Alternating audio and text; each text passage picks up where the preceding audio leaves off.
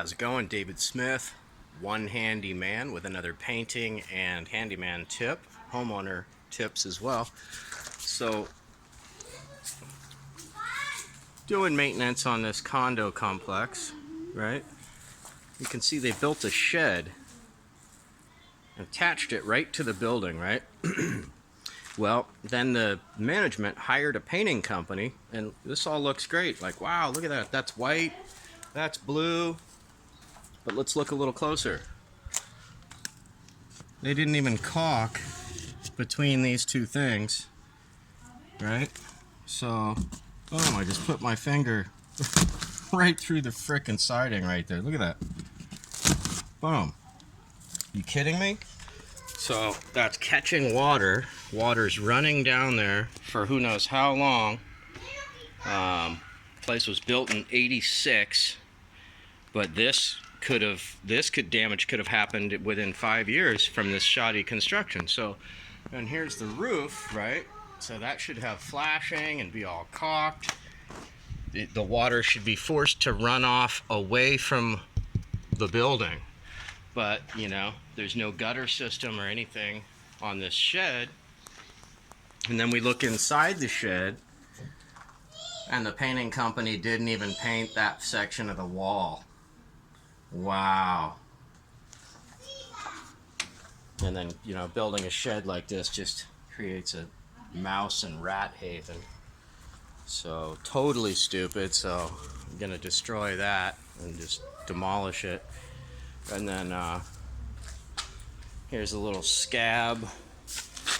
So, they painted this place. It was like less than 2 years ago, right?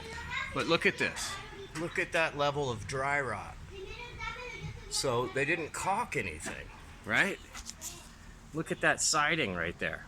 Just totally bubbling out. Unbelievable. And so, you know, and then right over here, cable wires that have been cut, but they left the frickin' holes in the wall. And, you know, and more holes. Doom, doom, doom. So water's getting in through all those holes. Like, when you get your place painted, this is the difference between a cheap bid and an expensive bid.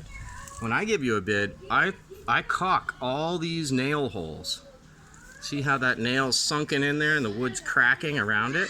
Well, if you dollop that give that a dollop of caulk before you paint it, then you don't have that happen.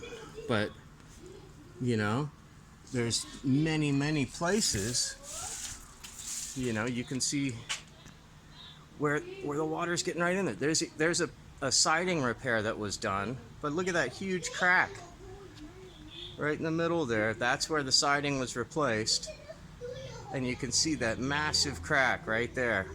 They didn't even caulk it. Unbelievable. Unbelievable.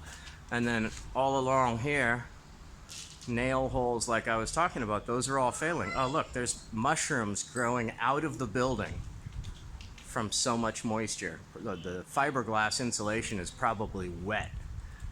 You can see the trim's rotted up top there.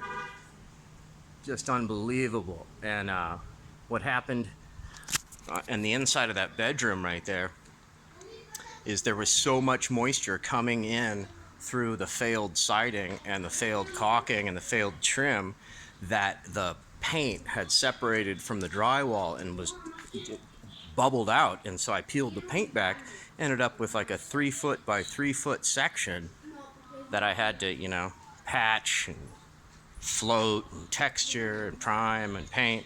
Prime it, you know, first I had to spray it with bleach, let it sit 2 days to kill all the mold, because as soon as I peeled the paint off, all the drywall was moldy. So sprayed it with bleach, killed all the mold, let it sit for 2 days in 90-degree weather. Then I primed it.